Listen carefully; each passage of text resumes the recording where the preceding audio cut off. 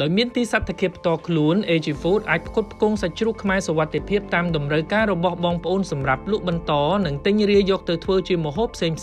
សត្វជ្រូកទាំងអស់ត្រូវបានជ្រើសរើសដោយអ្នកជំនាញ AG Food ពីកសិដ្ឋាននិងទ្រង់ចិញ្ចឹមបងប្អូនប្រជាកសិករដែលចិញ្ចឹមតាមវិធានសុវត្ថិភាពដោយមិនប្រើសារធាតុជំរុញការលូតលាស់និងថ្នាំអង់ទីប៊ីយោទិកមួយវិញទៀតអ្នកចិញ្ចឹមផ្ទាល់បានផ្ដល់ចំណីដែលមានប្រូតេអ៊ីនគ្រប់គ្រាន់សម្រាប់ជ្រូកលូតលាស់និងធ្វើការបញ្ចុះសត្វល្អិតបានត្រឹមត្រូវដើម្បីធានាថាសត្វជ្រូកក្រោយប្រមូលផលមិនមានសារធាតុថ្នាំផ្សះនិងពងសត្វល្អិតដែលធ្វើឲ្យប៉ះពាល់ដល់សុខភាពអ្នកទទួលទានសត្វជ្រូកដែលគ្រប់គីឡូប្រមូលផលត្រូវបានដឹកជញ្ជូនមកទីសត្វឃាតរបស់ AG Food និងធ្វើការសត្វឃាតតាមស្តង់ដារអនាម័យរួចបញ្ជូនបន្តមកកាន់កន្លែងវេចខ្ចប់និងកំណត់គីឡូទៅតាមតម្រូវការរបស់អតិថិជនយើងផ្គត់ផ្គង់ជូនសាច់ជ្រូកគ្រប់បំណែកសម្រាប់បងប្អូនដែលទិញរាយនិងសាច់ប៉ាយគ្រប់ជម្រើសសម្រាប់បងប្អូនដែលបោះដុំបងចុងភៅការផ្សារទំនើបនិងភោជនីយដ្ឋាននានាដែលគិតគូរខ្ពស់ចំពោះសុខភាពអ្នកទទួលទានដែលជាអតិថិជនរបស់ពួកគាត់ AG Food គឺជាដៃគូដែលអាចទុកចិត្តបានសម្រាប់ការចាប់យកអាជីវកម្មលក់សាច់ជ្រូកឬប្រើប្រាស់សាច់ជ្រូកជាម្ហូបអាហារប្រចាំថ្ងៃរបស់សាច់ជ្រូកខ្មែរសុវត្ថិភាពទាំងគុណភាពសាច់ជ្រូកថ្មីស្រស់ទាំងសេវាកម្មដឹកជញ្ជូនរហ័សទាន់ចិត្តទំនាក់ទំនងមកយើងខ្ញុំឥឡូវនេះតាមរយៈលេខទូរស័ព្ទឬតាមរយៈបណ្ដាញសង្គមរបស់